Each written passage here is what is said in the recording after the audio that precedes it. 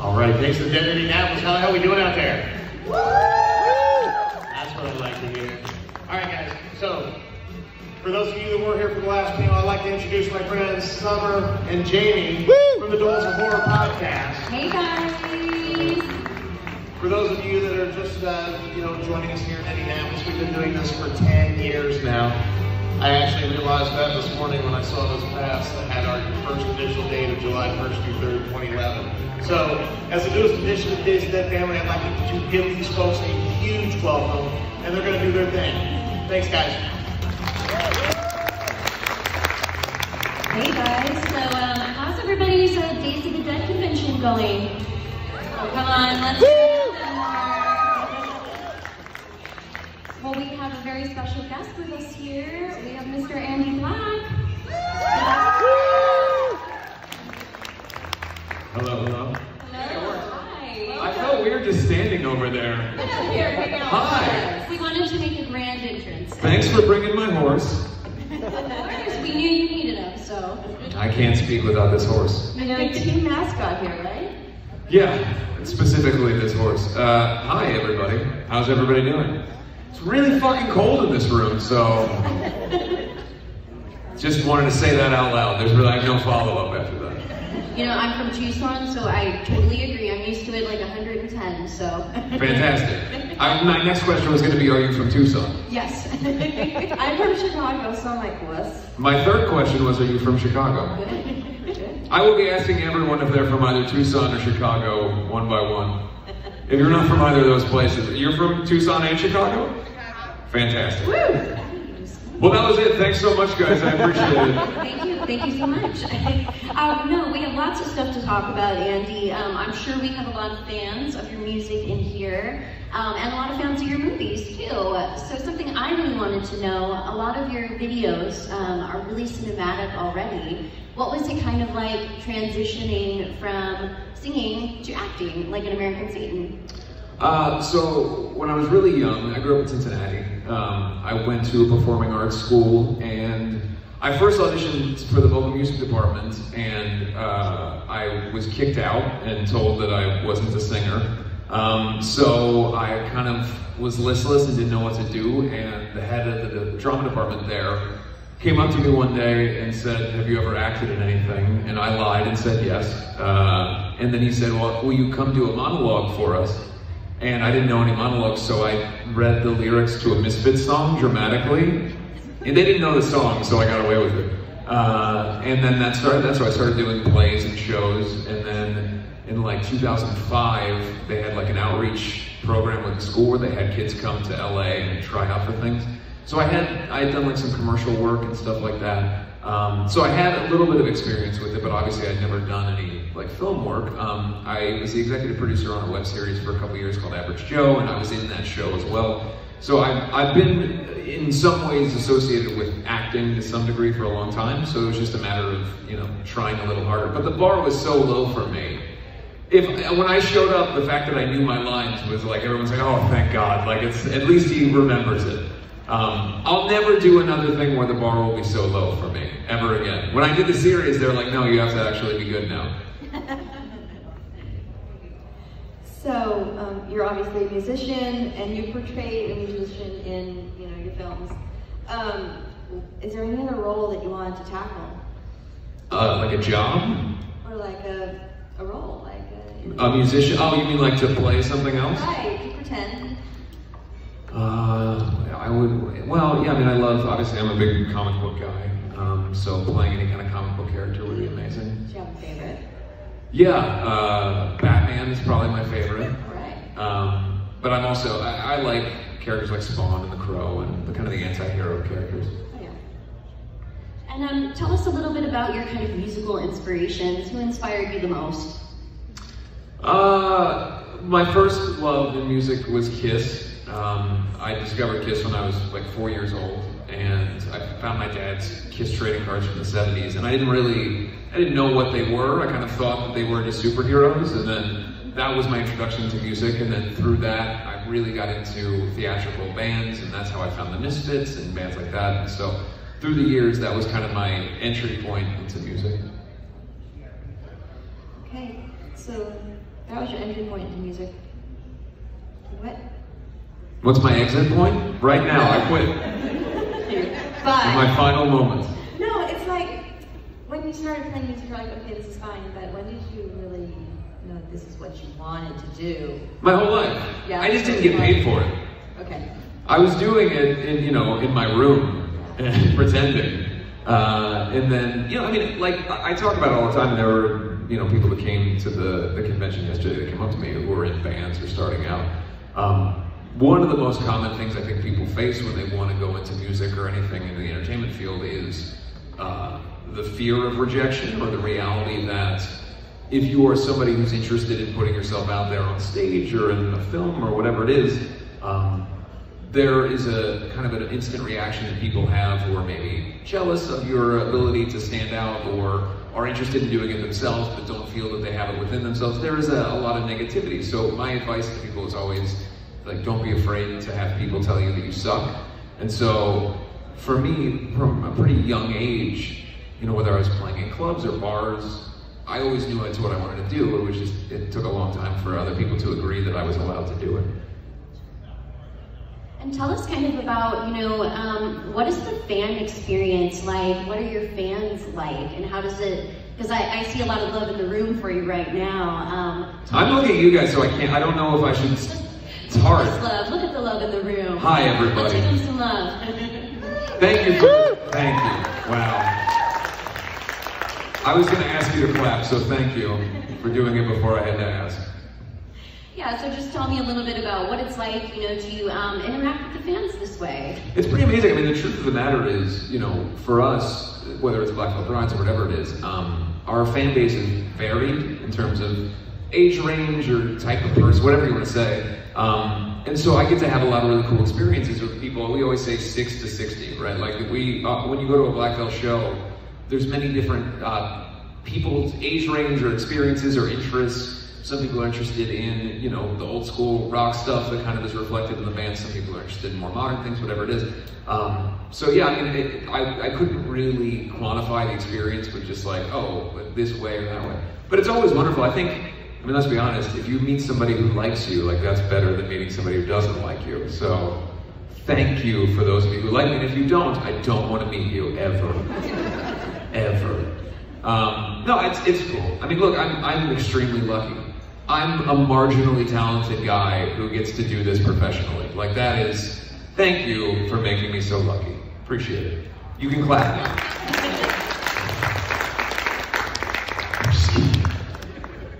Now, without context, someone who's filming this is just going to put that up, and it's just going to be me saying, you can clap now. Well, it is being filmed, and it's all going to go on YouTube, but it's not going to be edited like that. No edits? No. What, is it this what's filming? That's mine. YouTube, you can clap now. Come on. Leave it in the comments. Leave it in the comments, and you better be clapping while you're doing it. Okay.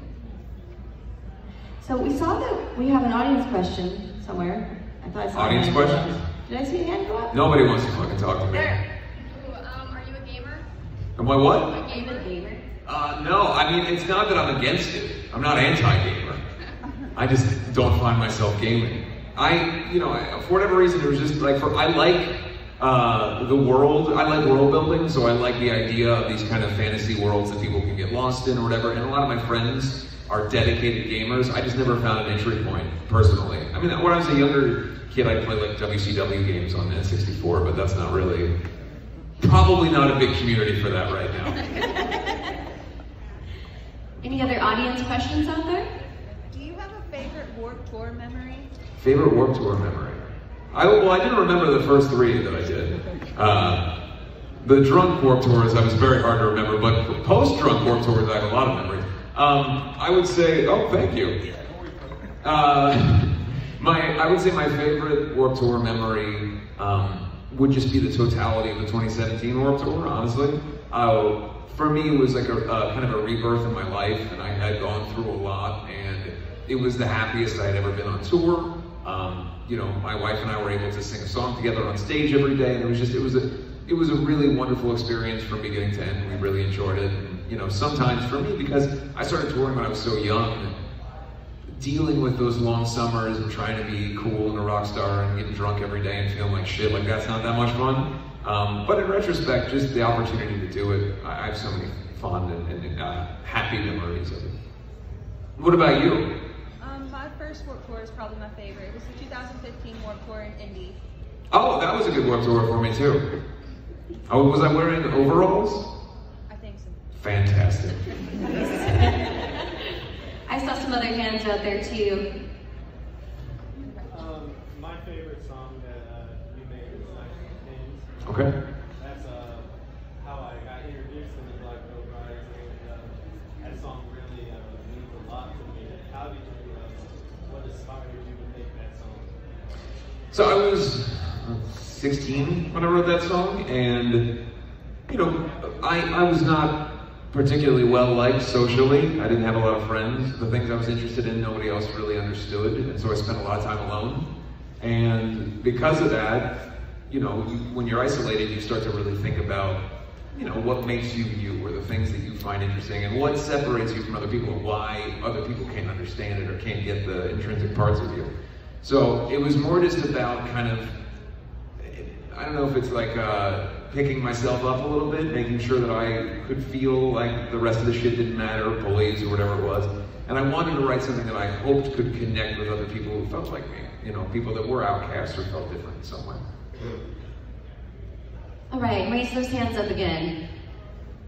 What's your creative writing process for songwriting? My creative writing process for songwriting, every song is different. You know, sometimes in the event of a song like Scarlet Cross that just came out this year, I had most of that song written lyrically, just didn't have it in order yet. And sometimes that's the case, where I'll just have an idea and I'll sit down and write the whole idea out, and then as I'm going through the song, or if Jake and Jinx have a riff, I can kind of build it that way. In some cases, a song can take 15 minutes to write, like a song like Savior, I wrote all at once and I knew every word to it. And then other times there's songs that take days because I have an idea or the germ of an idea, but I don't know how to execute it exactly, or I feel like what I'm writing isn't what I want to say, or I'm relying on, you know, I call it Andy Mad Libs sometimes, where I'll find myself writing a song and then I realize I look through it and it looks like I just took parts from like 10 other songs I had written and made a new song.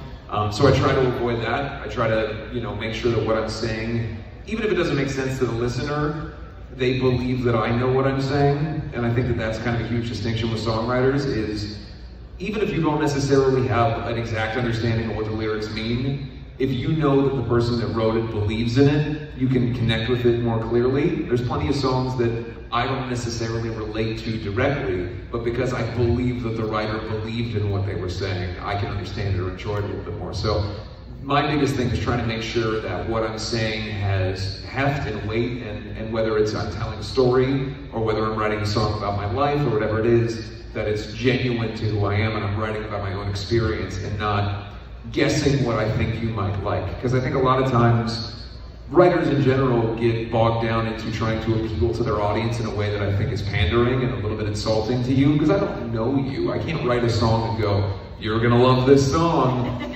Because you don't know, you know, I might not know everything that's going on in your life or anybody's life, so the best thing to do is to make sure that the songs that I'm writing are genuine to my life experience or things that I see or how I see them. And if they relate to you, then that's amazing. But if they don't, it's not because I've made an attempt to try to tell you who you are. You know what I mean? I saw some more hands. What's your favorite song? Oh, wow. Just in the world? In the world, or one of yours? My favorite song is different than the songs that are in my head all the time. So, the songs that are in my head is like a screensaver generally are not great songs. Kiss from a Rose by Seal is in my head all day, every day. Since I was 5 years old. If there's nothing else happening in my mind, Kiss from a Rose happens in my mind. So I guess that's one of my favorites. It's just turned out that way. You know, I'm a sucker for the kind of like, exciting rebellion songs like Born to Run for Springsteen. Every time I hear it, I always love it. because it made me feel something when I was a kid, you know, and you can connect to those things later in life because you go, oh fuck yeah, I remember when I was not going to school and, you know, sitting in my car and pretending to go to school so the truancy officer didn't find me. And I'd listen to that song and I'm gonna get the fuck out of here. And now I'm a big idiot, so, you know, that's how it works. Stay in school.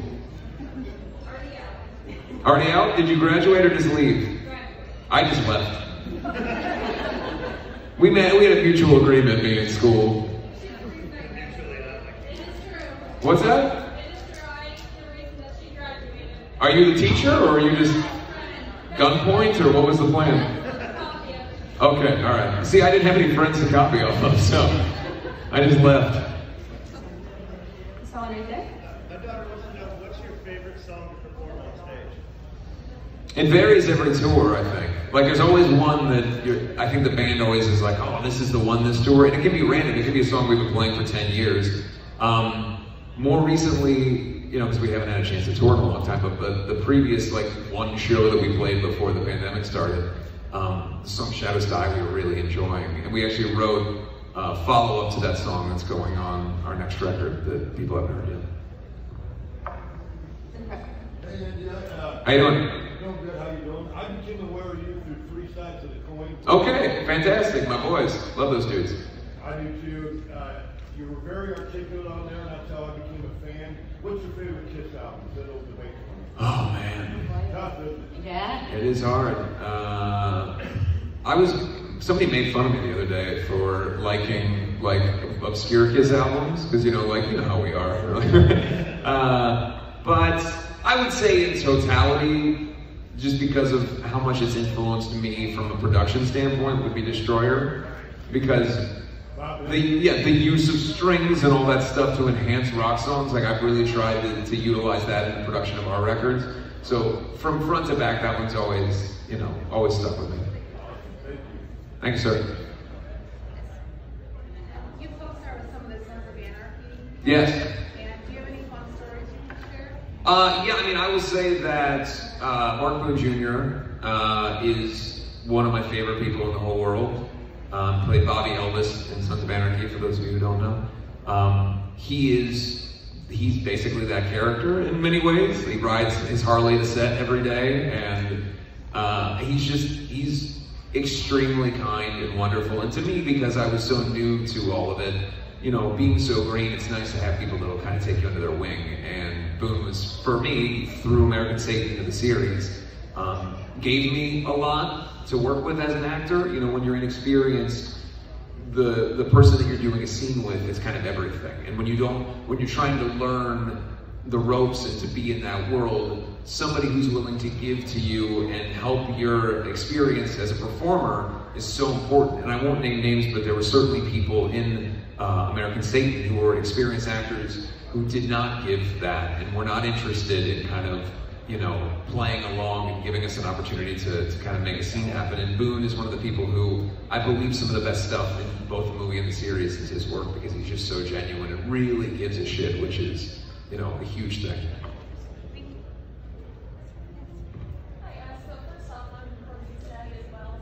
Hello. What part of Cincinnati are you from? Wow. You're the other person. Okay. Okay, cool.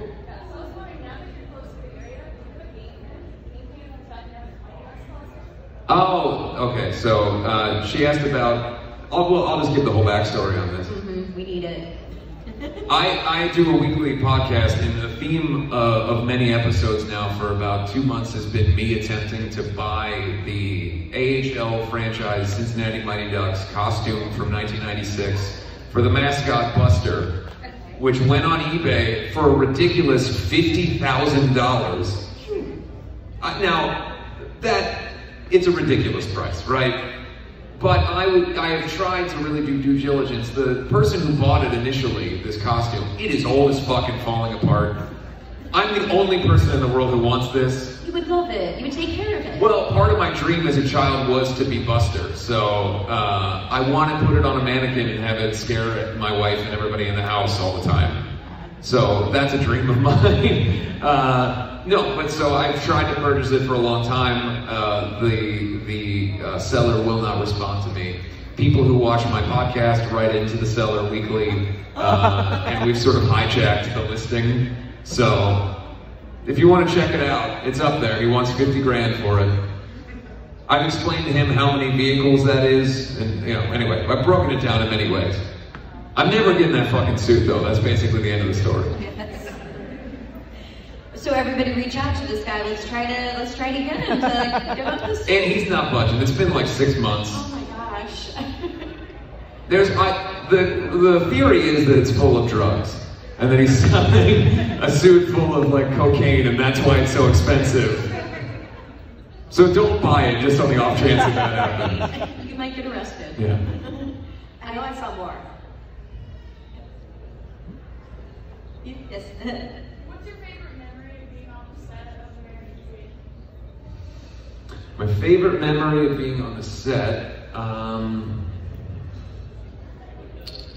probably the day where we shot the scene where I'm kind of like ODing in the rainbow. And, I had worked with Malcolm like maybe 2 or 3 times at that point. It happened pretty early on in shooting. And it was the first time that one of the kind of like main actors in the show, or in the movie, approached me and kind of gave me a pat on the back and said I had done a good job. And that meant a lot to me because, I'm a huge fan of Malcolm and everything. So just getting praise from somebody who's such an icon was really important to me, especially in that part of the movie where it was very early on and I was so new and just really trying my hardest to kind of keep up with everybody else. So that kind of positive affirmation was important.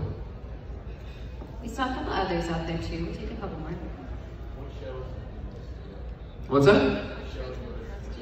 But what show? What do you mean by show? Television, music. Oh, jeez. I played a lot of shows, man. Anytime I get to play in my hometown is special. So anytime we play in Cincinnati is important because growing up, a lot of the venues that we play now, I went to as a kid and dreamt of getting to play there. So, I'm very close with my family, and so when they all get to come out to the shows and everything, anytime that in your life, if you get to have those little benchmark moments where you're like, I want to do this when I grow up, and then you get to do any of that shit, like it's pretty important. And so for me, those are moments that I really hold close. I thought I saw one somewhere over here. No? Okay, here. My name's Zoe, and my favorite song by you is Ghost of Ohio. What inspired you to write it? Ghost of Ohio? First of all, thank you. So it actually was an entirely different song at first. I wrote a song years ago, before I even started doing Andy Black, which was called The King of Yesterday, which I wound up using for different parts of songs. But the chorus of that song stuck around, and I didn't really know what to do with it. And we were really early on in the process of making the Ghost of Ohio record. There was no name, nothing. And I took that chorus part into the studio and then worked with John Feldman and kind of made this hodgepodge of things. And we wrote this really kind of sappy ballad that kind of sucked. And I brought it home and listened to it in the car, and I was like, this is not great. Like, there's no chorus, there's nothing. But I had that phrase, Ghost of Ohio. I didn't know what it meant, I didn't know anything else. And then the next day I woke up, and a lot of times when I write songs, I do drawings or paint characters that I think represent what the song is. So I didn't have anything to paint on, so I took a shelf off of the wall. It's a white shelf, and I painted this big acrylic of this character, Ghost of Ohio, and it was like kind of famous Monsters of Filmland looking thing. And I go, this is what this is. I don't know what it is yet, but this is what this character is. And I started just writing, and I came up with this whole backstory of this kind of ghost that lives in my hometown and haunts these areas and is stuck in the past and perpetually obsessed with his history and the wrongdoings and failures and regrets and all this stuff. And so from there, I went back in the studio and decided, let's pursue this. And we wrote basically an entirely different song, but still had that phrase, Ghost of Ohio. So there was actually a pretty long gestation period to that one. Probably take a couple more here. Man, in the back.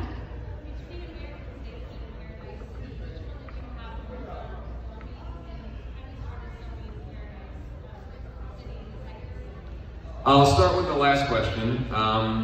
All I know is that I think we're supposed to do it. So we have not started anything yet, but I've been told like it's looking good. So American Satan was so special for me because it was the first thing I had done like that, and we filmed it fast. I mean, like it was, I think, you know, maybe 2 weeks tops, and the whole thing was done. So it was, you know, working crazy hours and being in all these places everywhere. It was wild. So that was such a crash course experience for me that it was really special.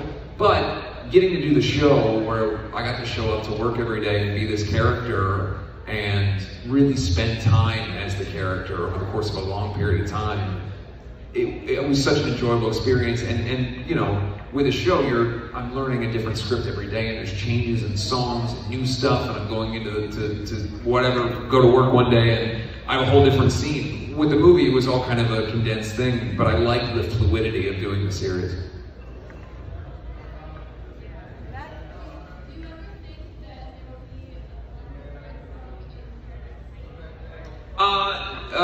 Maybe. I'm not in charge of that, so hopefully. That would be cool. I was just going to say, being a fan of comics, that sounds like a good idea because it's Ohio. It is, and it's out. You can buy it.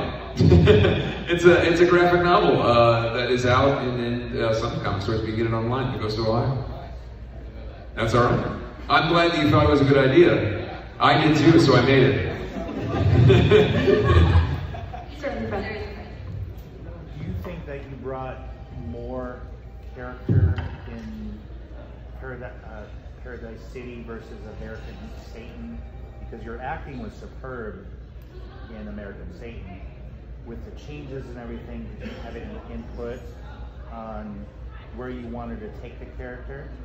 Well, I mean, part of the thing that, you know, is always evolving with the Johnny character is that he's kind of like a mess, you know, and he's a tortured person. And so the goal is to convey, it's a difficult task because you have a person that is constantly doing things that are unethical, but he also has to be the hero. So the audience has to care about this person while he is lying to everybody that's important to him and making choices that are objectionable and all that stuff.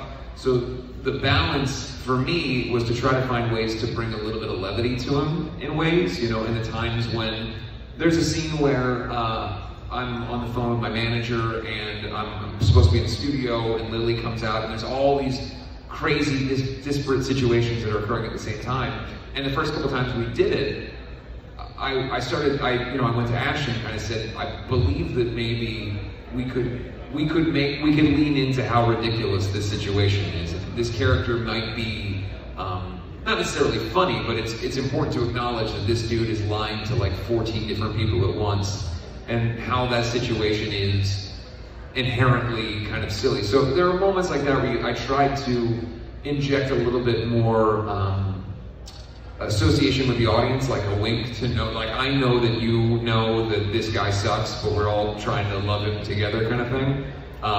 And I hope that you know, when people say that they like Johnny but they hate him, that's kind of the goal. Is, you know, it's a character that is really unethical a lot, and yet, you know, you hopefully like him still. Go ahead. Yeah, go ahead. Oh, I was doing some research on your songs, and I know you speak out a lot against anti-bullying. Sure. Are you, in a lot of your lyrics, are you speaking to the people who are being bullied, especially with Scarlet Cross and Crimson Sky?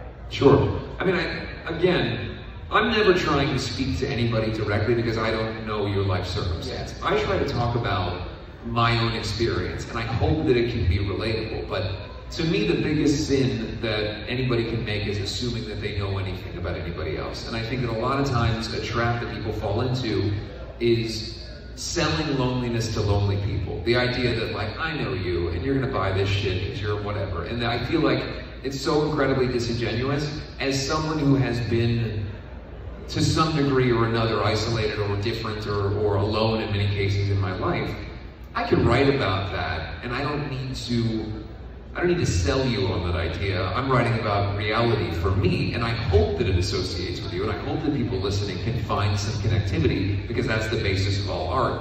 but I don't try to ever sit down and go, I'm gonna write a song that's gonna make somebody feel better about being bullied, because then I'm making some assumptions about them that I don't know. I want to write songs that are helpful for people because I'm sharing my own experience. And you know, when you hear what I'm writing about, that if you connect with it, it's coming from a genuine place. I'm really writing about what I know or what I've experienced, and I want you to feel something from it, but I'm not trying to go, let's sell this song to people, because ultimately it's my job to make music and for hopefully people to buy it and come to the shows and buy t-shirts and all that, but that's not what I'm doing when I sit down to write a song, you know what I mean? No, that's not what I got. No, I know, I'm just saying, it's a pet peeve of mine because I see it a lot, and I'm not trying to be like salty. I see a lot of artists, at least in my perception, it's a tactic as opposed to employing genuine nature to your art. And I try to make sure that, look, it's a commercial pursuit. If we're selling t-shirts and action figures and all this shit, like, you know, it's ostensibly, there is elements of it that is commercialized. But the art itself, I try to really differentiate that, because I want people to be able to enjoy, because I love all this shit. Like, I want lunchboxes and action figures and all that, but when I'm sitting down to write a song, the goal is not to write a song so that you'll buy a toy, you know what I mean? And so, I really want to make that clear anytime I can, that the goal of writing music, whether somebody likes it or hates it, I'm trying my hardest to do something that I think is important. Okay. And I just want to let you know, I just started listening to your book like 3 hours ago. Yeah. It reminds me of the voice from Stand By Me, Richard Dreyfuss. Okay, yeah. I should have had Richard Dreyfuss read my book then. But it reminds me Maybe I can get him to do it real quick in the elevator. Can you read this whole book? As he was reading Stand By Me, it just reminded me of how he was narrating Stand By Me. Maybe you should watch Stand By Me silently and listen to my audiobook. They'll sync up perfectly. One thing that you could do for your podcast is, I got to chapter 5 where you were talking about the tunnels. Yeah. And I was thinking maybe you could like do a Halloween special. Where you that would be great, yeah. Show, go into the tunnels. That would be awesome. And make some scary... I might steal that from you. I'll direct it for you. Fantastic. Sir, over here in the back. Can you share with us the chorus of the song your next album? Siri, would you what? Can you share with us a chorus off of a song from your next album? A chorus? Like sing?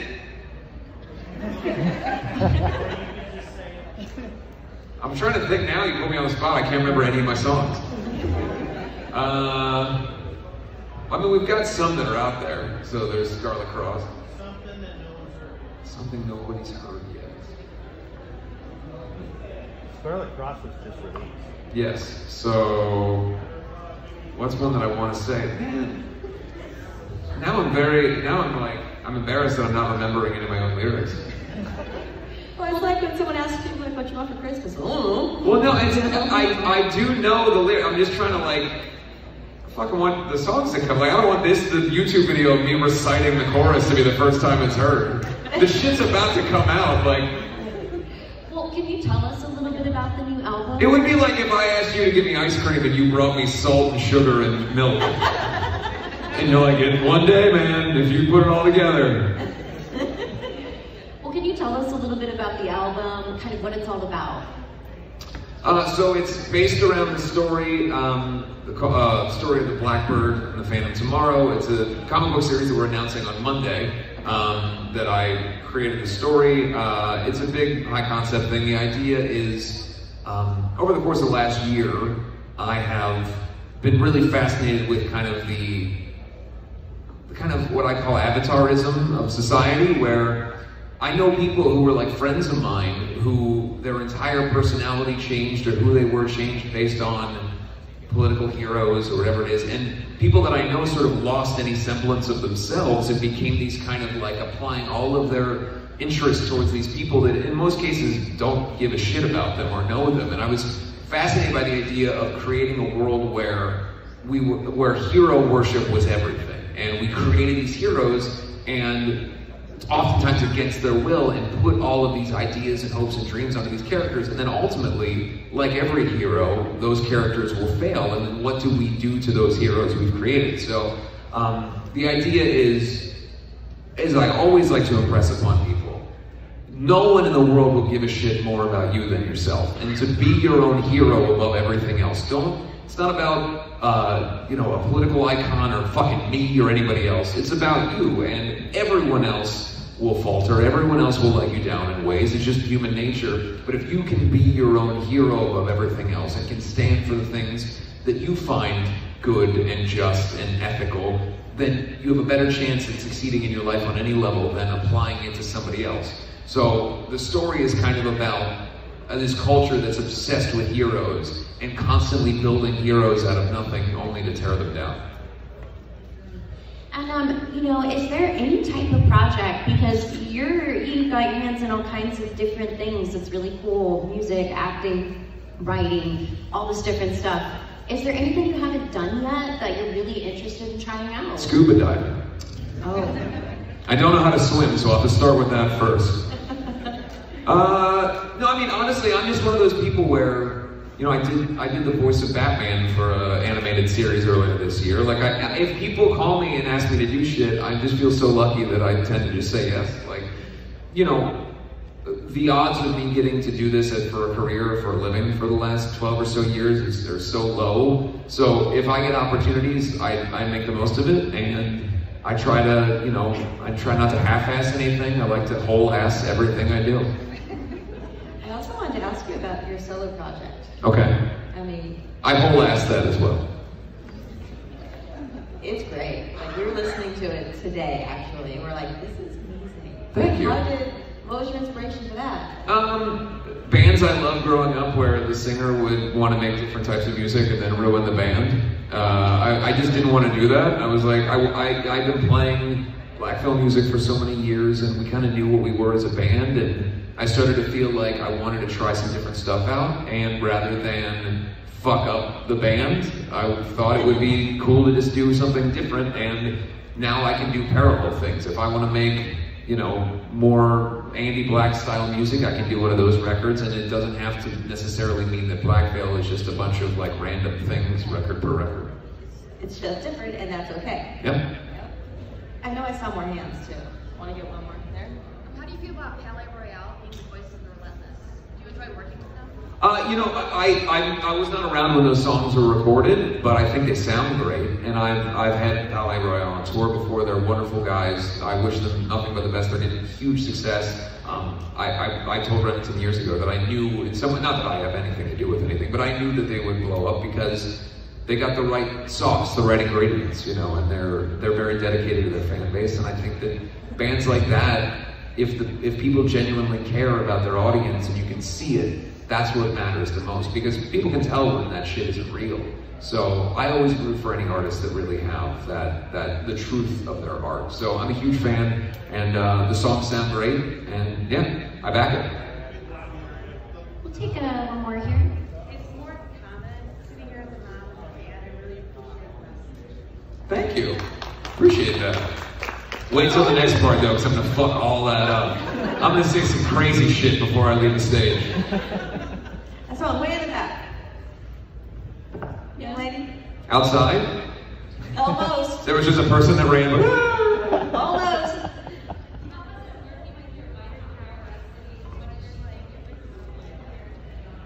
Oh yeah, I mean, it was awesome. Unfortunately, we're not really in any scenes together, so I showed up, I remember the first day that she was working, I was shooting later in the day, so I showed up to set, and everybody was like, oh my gosh, she's fucking killing it. It was like the whole set was a buzz, and so I never got to see her stuff until we literally watched the show together, and I was just so impressed and excited. And she fucking kills it with everything, because she's better than me at everything. Any last question? Well, one of my big things was, you know, fortunately we get to play with Kiss on their final UK show and at Download, so that'll be really exciting. Because, you know, obviously being a lifelong fan, you know, I was trying to remember if it was this hotel or another, but as a little kid I used to come to Kiss conventions here in Indianapolis. And it was like the first time I ever performed on any kind of stage was doing the Kiss karaoke contest at a convention. So that's a big thing for me. One of my favorite bands in the world is this band called Creeper out of the UK.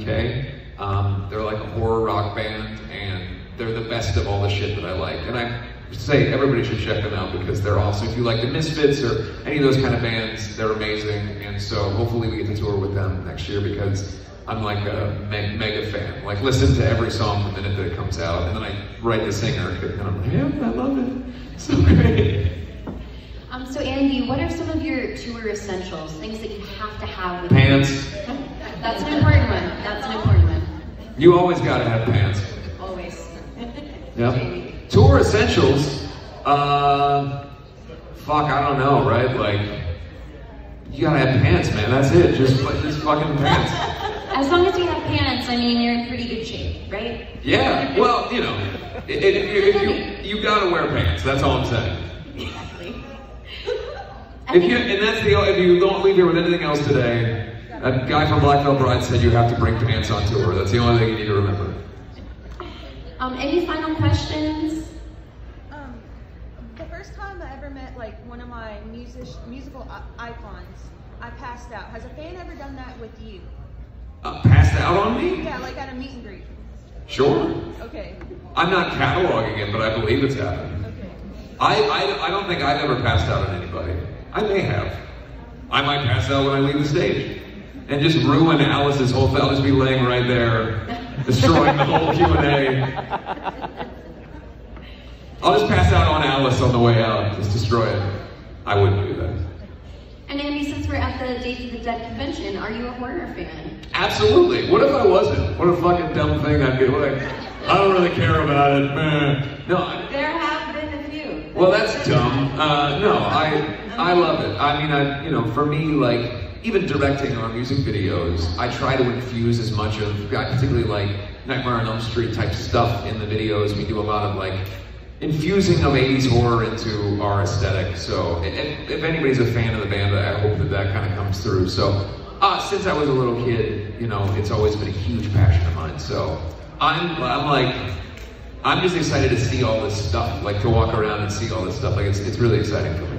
Yeah, so what's your favorite horror film? Oh man, it varies. It is a tough one. At the moment today.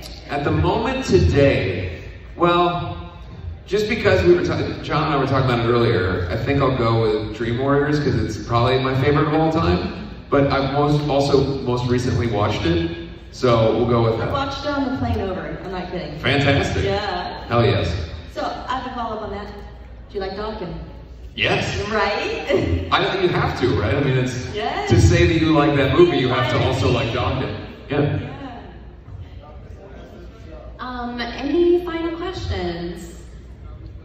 What's up? So any interesting stories of Cameron Bryce on the set of Paradise City? You know, I didn't work with Cameron. We didn't share any scenes until the last day of shooting, and we only had 1 or 2 lines together. So for me, it's unfortunate I didn't get to spend a lot of time with him, but I will say the few times that I did meet him, he was exceptional in every possible way. I mean, the light in every room, the type of person, you know, there's those people that have this sort of magnetism or charisma where when they walk into a room, they're just the center of attention immediately. I mean, he could sing and dance and act, and the fact that we have lost him, not just, you know, the entertainment community, but the viewing community of people who enjoy art and film, he had such a bright future, and I just feel, obviously I feel incredibly sorry for his family and his friends and that they have to go through that, but just from all of the talents he had and all the things I think he was going to be doing in the future, it's an incredible loss. So, yeah, I just, you know, it's horrible, and I just wish his family nothing but the best. Do you think that the actress that played Lily was spot on, or the original? I mean, they're different characterizations. I think Jessie killed it in the movie. I think Jessie really understood the role, and I think Bella is exceptional. I think, you know, Bella is incredibly impressive in so many ways. I had never worked with her before, but day one of shooting together was the scene where we're singing at each other in the recording booth, and just her fucking emotion and her power in that scene, it blew me away. So, I mean, I'm a big fan of both characterizations. I think they're different, but I think they both work for the character. Okay, Andy, so we have about time for one more question. You have said the final question so many times. I feel like I'm like stringing it along. No, wait, I'm going to ask this final People are like, question. get this fucking guy out of here. No, get out. Then take your horse with you, guy. No, horse stays. Well, that was the question. Well, you're going to need you to take a ride on the horse. But, Yeah. Is there a rope where you drag me off the stage slowly? No, I wanted to ask, you know, through your journey, through music, through acting, what are some of the greatest life lessons you've learned? Try not to be such an asshole all the time. It's the greatest life lesson I've ever learned. Is when I was younger, I think my biggest thing is I had such a chip on my shoulder all the time because I felt like I needed to get revenge on all the people who didn't believe in me. That I remember walking around the stage early on in our career and I would just look for fights. Anywhere I could look and find somebody to yell at. And actually John, who's sitting over there, one of the things I remember the most is we were playing in England and I was, I'm fucking so mad, and he was laughing at me. And I go, and he goes, you're like, these people like you, like, stop it. And I, so that's just trying not to be such an asshole. It's, I try to suck a little less every day. Yeah, what a fucking way to end it, man. I did so well until the end. What a weird way to end it. Well, thanks anyway, guys. I told you I would screw it up at the end. Thanks, guys, appreciate it.